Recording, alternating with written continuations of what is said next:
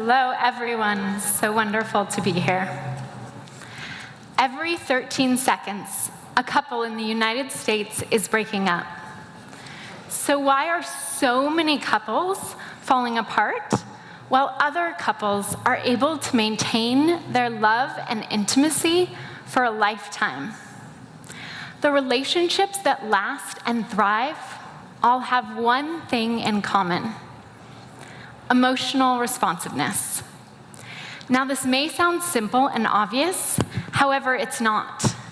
I believe that if everyone knew the importance of being emotionally responsive, there wouldn't be so many couples devolving into criticism and fighting, and singles unable to find a great partner. Now, here's what a lack of emotional responsiveness looks like in a relationship. Your partner comes home from a long day at work, says a quick hello to you and your kid. You ask your partner how their day was. They say great. They ask you the same question.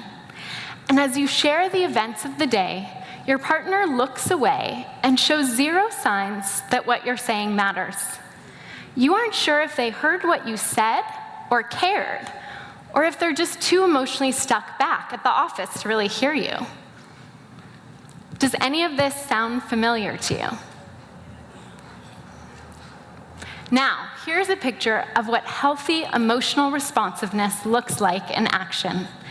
Your partner comes home from a long day at work. You ask them how their day was. They say great. Your partner says, "How was your day?" And you say, "I had to take Max out of school because he threw up. Then he took a long nap and woke up crying and screaming. I'm so glad you're home. It was a really tough day. I didn't get any work done." Your partner says, "Oh, sweetie, I'm so sorry to hear that. Let me cook dinner for us. And is there anything else I can do for you?" Exhausted but happy to be seen and heard, you respond, "Thanks, honey," and melt into the warm embrace of your partner's arms. And as you do, some of your day's challenges melt away with it. In this second example, your partner comes home and is genuinely interested in your day and is tuned in to where you're at. When you express vulnerability around the challenges of your day, your partner offers support and treats you as the priority, not just like Max's caregiver. When you're really connected, your relationship improves. And what's more, your sex life improves with it. Imagine if every time you were having a fight with your partner, instead, you were having really great sex. Sounds pretty good, huh? According to Dr. Sue Johnson, the founder of Emotionally Focused Therapy, emotional responsiveness contains these three crucial elements. Number one, accessibility, which means, are you there when I call for you? Are you available when I need you? Number two, responsiveness, which means, can you celebrate the good times with me? And when I'm having a hard time, can you soothe me? And number three is engagement, which means, am I your priority? Do you value me? And can I feel that in our interactions? Your level of emotional responsiveness can truly make or break your relationship. Quite honestly, if people gave emotional responsiveness as much weight as a hot body or a six-figure salary when choosing their partner, we'd have a lot fewer breakups. Can you imagine if a potential partner, like our friend Robert here, wrote this on his Bumble profile? In 20 years, when you have more gray hair and wrinkles, I still promise to hit on you, find you sexy, and really listen when you tell me about your day. I would have swiped right.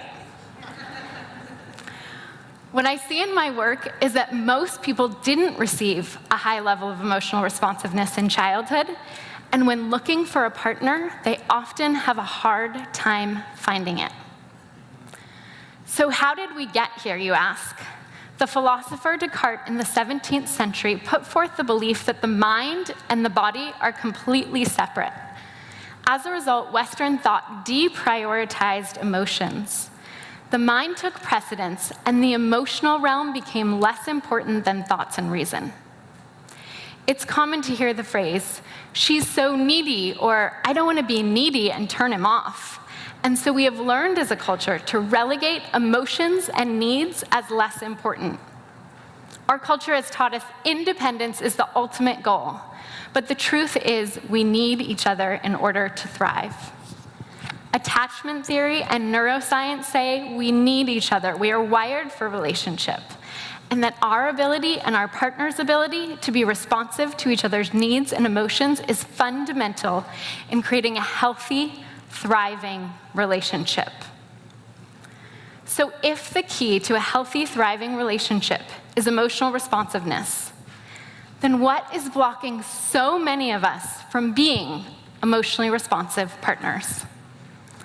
Block number one is believing that your partner is an adult and so shouldn't require emotional responsiveness. Block number two is feeling overwhelmed by work or stress, and so you're not available or present for your partner. Instead, you feel shut down or disconnected. Are you connecting more with your smartphone than your partner? And block number three is feeling overwhelmed or invaded by one of your parents growing up, and so being there for someone else makes you want to run for the hills or avoid that kind of connection. And block number four is being out of touch or disconnected from your own needs and feelings.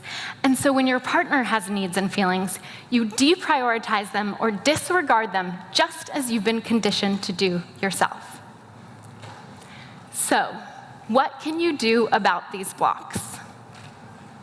Here are 4 powerful tools you can use to break through them. First, decide that this is the most important element in your current or future relationship and commit to being an emotionally responsive partner, and commit to removing any blocks that might get in your way of doing that. Second, if work or stress is making you unavailable to be present for your partner, find ways to de-stress and come back into your body and your heart so that you can be more available and present for your partner.